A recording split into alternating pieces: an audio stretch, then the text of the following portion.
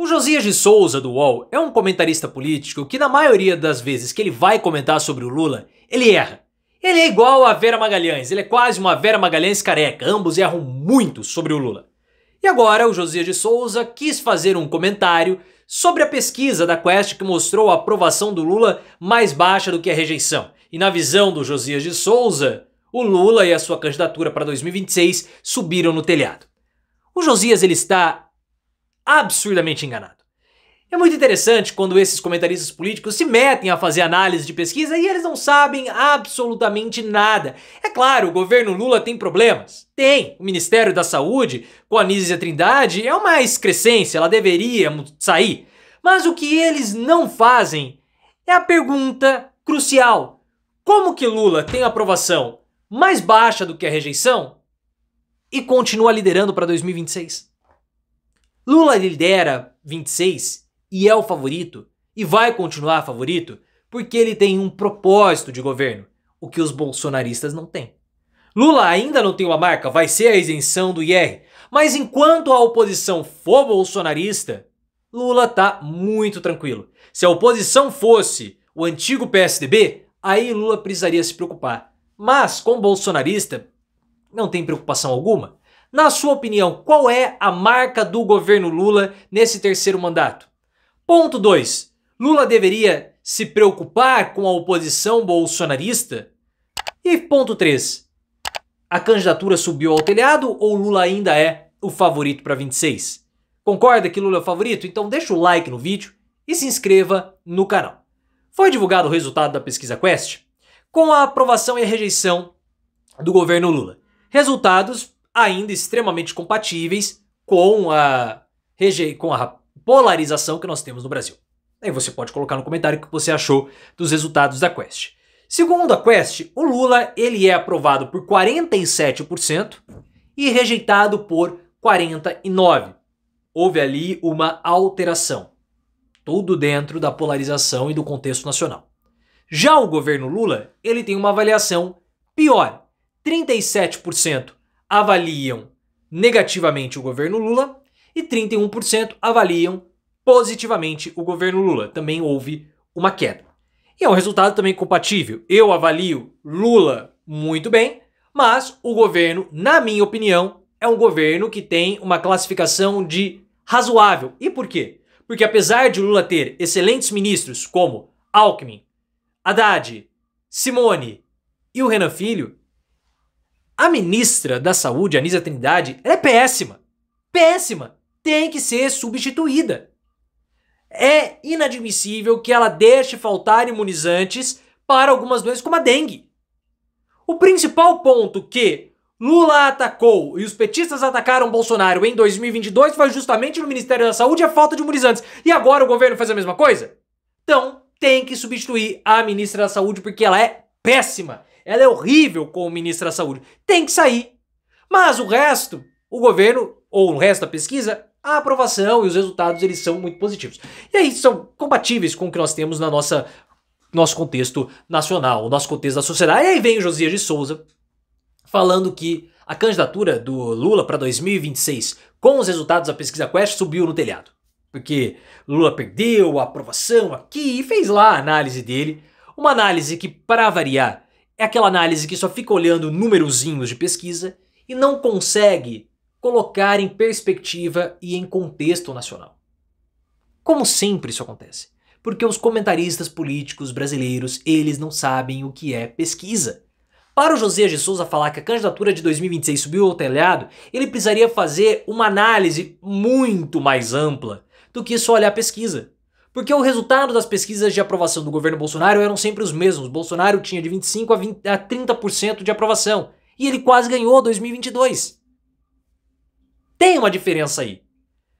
O que o Josias não entende é que com a oposição que Lula tem no momento, que é uma oposição que não existe, Lula é o favorito para vencer 2026. Com a oposição bolsonarista, Lula não precisa se preocupar com esses resultados da pesquisa da Quest, com esses resultados de aprovação. Lula precisaria ficar preocupado se a sua oposição fosse a oposição do antigo PSDB. Com o Alckmin, com o Serra, até com Aécio e com João Dória. Mas com o bolsonarista, uma oposição que só está preocupada em fazer o auê, Lula não tem que se preocupar com absolutamente nada e por isso ele é o amplo favorito. E essa é a pergunta crucial que ninguém faz.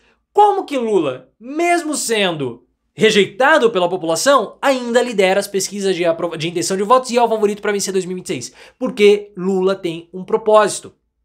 Lula tem uma visão de mundo e ele quer implementar essa visão de mundo. E qual é essa visão de mundo? Reduzir a desigualdade social. Fazer com que o pobre possa comer 3 vezes ao dia. Isso é muito forte. Qual é a visão de mundo dos bolsonaristas? Nenhuma. É combater banheiro trans. É combater a cultura woke. Cultura woke.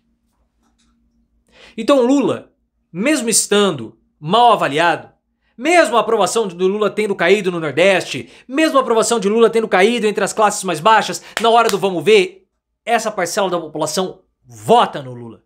Porque sabe o que Lula fez e pode fazer por eles e que os outros não vão fazer. Porque enquanto os bobocas bolsonaristas ficam lá com Donald Trump, ficam falando de banheiro, ficam falando da ideologia de gênero, o Lula está trabalhando para reduzir a desigualdade social. E as pessoas sentem isso, mesmo com o aumento da inflação. Querem um exemplo? Querem uma síntese disso que eu estou falando, da falta de propósito bolsonarista?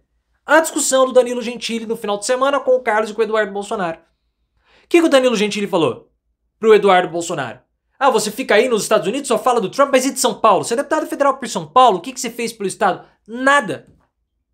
O Eduardo falou, é legal, tá aqui, é legal, mas a gente tem que ficar combatendo, né, a desinformação da esquerda, meu pai, o Bolsonaro. O que ele faz pela população de modo efetivo? Nada. Qual que é o propósito do Eduardo? Nenhum. Qual que é a visão de mundo do Eduardo? Nenhuma, é a visão do Teletubbies. Porque é tubes, né, não é tubs pra ele. Então não adianta. Enquanto a oposição for organizada por Bolsonaro e principalmente pensada por Eduardo Bolsonaro, Lula é amplamente favorito, porque Lula tem visão de mundo. Claro, falta uma marca para o governo? Falta. Qual seria a grande marca do governo Lula? A isenção para quem ganha até 5 mil por mês. É difícil a negociação? Claro que é. Por quê?